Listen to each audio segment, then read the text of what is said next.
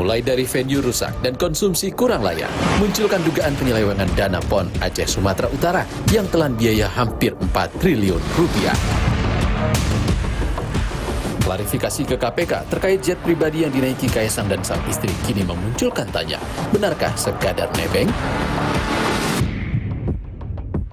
Hak pendidikan, ruang bermain, dan jaminan kesejahteraan hidup layak bagi sejumlah anak-anak Indonesia terampas akibat krisis iklim.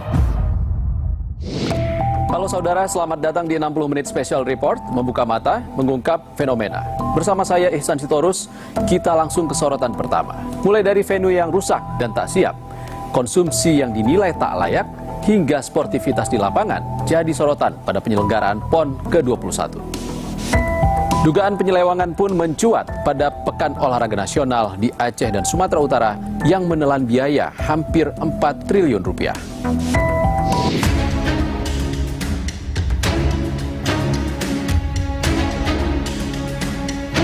Pekan Olahraga Nasional ke-21 di Aceh, Sumatera Utara resmi ditutup Jumat 20 September. Namun, pelaksanaan PON menyisakan sejumlah masalah. Salah satunya, tenda dan beberapa fasilitas di area panjat tebing di Kompleks Stadion Harapan Bangsa, Kota Banda Aceh, rusak diterjang hujan dan angin kencang. Atlet dan pengunjung pun sontak berhamburan dan pertandingan terpaksa ditunda sementara waktu. Cuaca buruk juga berdampak ke venue cabang olahraga menembak dan membuat talang air plafon bangunan ambruk dan mengejutkan sejumlah atlet. Lapangan tembak Rindam Iskandar Muda Kabupaten Aceh Besar pun terendam banjir. Menteri Pemuda dan Olahraga Dito Aryo Tejo pun beralasan ambruknya atap venue cabang olahraga menembak PON ke-21 akibat cuaca ekstrim. Ada juga peristiwa jendela venue basket di Kompleks Stadion Harapan Bangsa Banda Aceh yang lepas dan pecah diterjang angin hingga mengenai penonton. Insiden ini terjadi saat tim Sumatera Utara dan Sulawesi Selatan masuk ke lapangan dalam laga basket 3-on-3. Sebelumnya, akses venue cabang olahraga voli yang belum selesai di Deli Serdang, Sumatera Utara juga viral di media sosial. Penyelesaiannya pun dikebut setelah banyak keluhan dari atlet dan penonton. Tergantung Pak PMK, kalau saya internally saya sudah mengevaluasi semua, kan ada berapa? 18 venue yang ada di Aceh, ya? 18 kan? Semua sudah oke, kecuali yang kemarin, ya, karena ada badai besar memang. Kemudian yang di stadion juga sudah selesai di Sumut, besok Jumat kan di penutupan. Yang jalan-jalan yang tanggung jawab kami juga sudah siap. Tak hanya venue, konsumsi atlet dan ofisial pun kerap terlambat dan tak layak. Di media sosial, warganet pun mempertanyakan makanan yang disajikan karena dinilai tak sesuai dengan nilai kontrak Rp50.900 per porsinya. Namun, Menko Pembangunan Manusia dan Kebudayaan Muhadjir Effendi menyebut, meski perlu dievaluasi, menurutnya permasalahan yang terjadi tak terlalu ekstrim dan bisa teratasi. Sebetulnya biasa aja itu terjadi, menurut saya belum ada yang patut kita anggap ekstrim lah masalahnya. Ya memang yang perlu kita sesalkan terutama konsumsi untuk atlet. Padahal, PON 2024 menelan anggaran fantastis, hampir mencapai 4 triliun rupiah yang bersumber dari APBN senilai 2,2 triliun rupiah dan APBD 2 provinsi, Aceh dan Sumatera Utara, sebesar 1,74 triliun rupiah. Isu dugaan penyelewengan dana pun mencuat, namun Menpora Dito Aryo Tejo membantah. Ini yang saya langsung melakukan pembelaan bahwa dari awal PON ini diselenggarakan, kita sudah ada yang namanya Satgas Tata Kelola, di mana semuanya itu melakukan pendampingan, baik itu Barreskrim dan juga Japinter Kejaksaan Agung.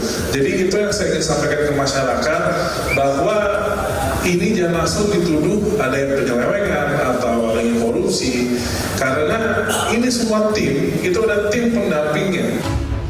Penjabat Gubernur Aceh yang juga Ketua PB PON ke-21 Aceh Sumut Safrizal ZA pun menyebut siap diperiksa jika dibutuhkan untuk mengusut dugaan penyelewengan dana PON.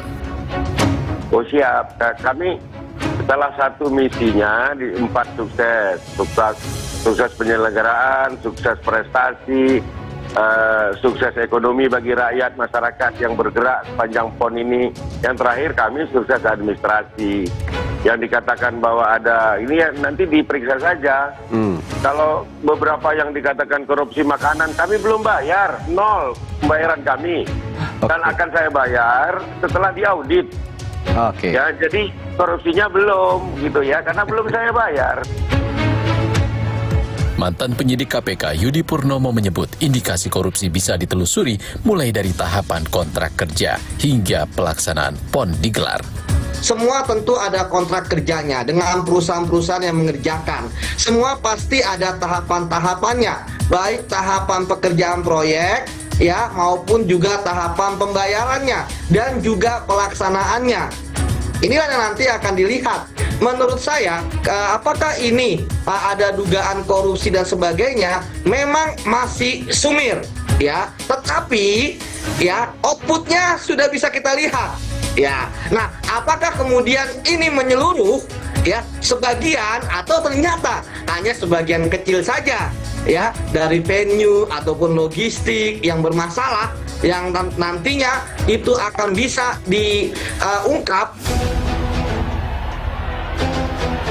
Tak hanya soal konsumsi dan venue, karut-marut PON Aceh Sumut pun tercermin di lapangan. Babak perempat final sepak bola antara tim Sulawesi Tengah kontra tuan rumah Aceh ricuh dipicu keputusan kontroversial wasit Eko Agus Sugiharto. Wasit Eko yang dituding berat sebelah bahkan harus digantikan setelah menerima pukulan dari pemain Sulteng yang tak terima keputusannya. 3 kartu merah untuk Sulawesi Tengah dan 2 penalti untuk Aceh membuat Sulteng walk out dari pertandingan. Sekarang yang kita lakukan, PSSI Sulawesi Tengah sudah mengirimkan surat ya ke PSSI untuk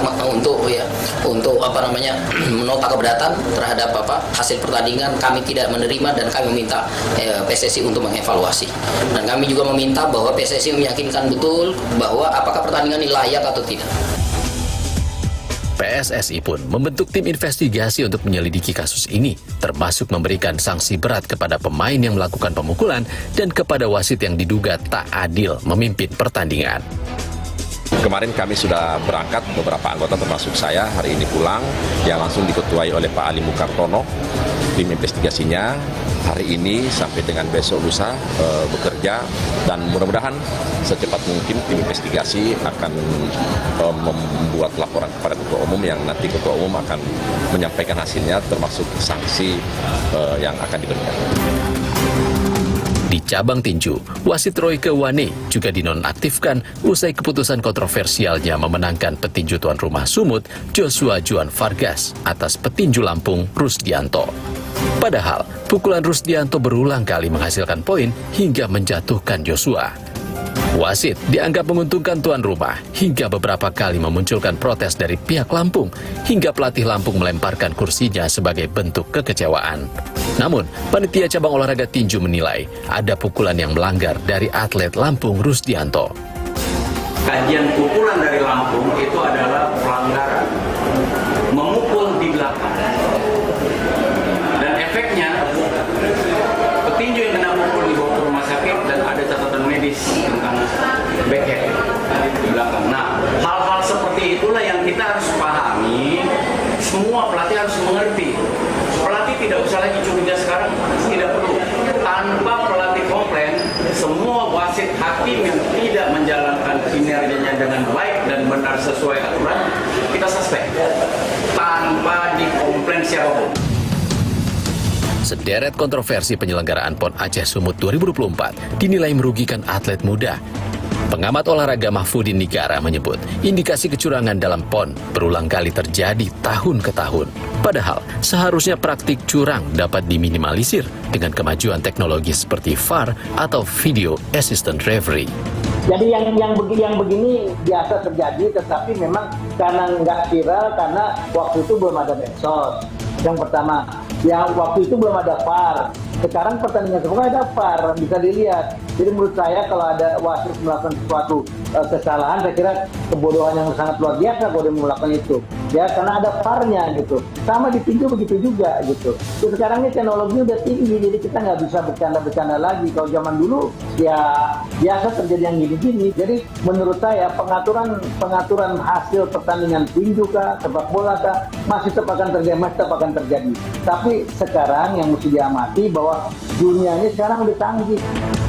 Karut-marut penyelenggaraan PON ke-21 harusnya jadi cambuk pemerintah, mengevaluasi ajang olahraga nasional di segala lini supaya tidak terjadi lagi di masa mendatang. Saudara, klarifikasi ke KPK terkait jet pribadi yang dinaiki Kaisang dan sang istri kini memunculkan tanya. Benarkah sekadar nebeng? Selengkapnya usai jeda. Kita harus lihat keberanian KPK. Kalau tidak ada tindak lanjut, ya ini menunjukkan bahwa KPK sudah lemah. Dan kita ingat bahwa yang membuat KPK lemah adalah ayahnya Kaisang, yaitu Presiden Jokowi.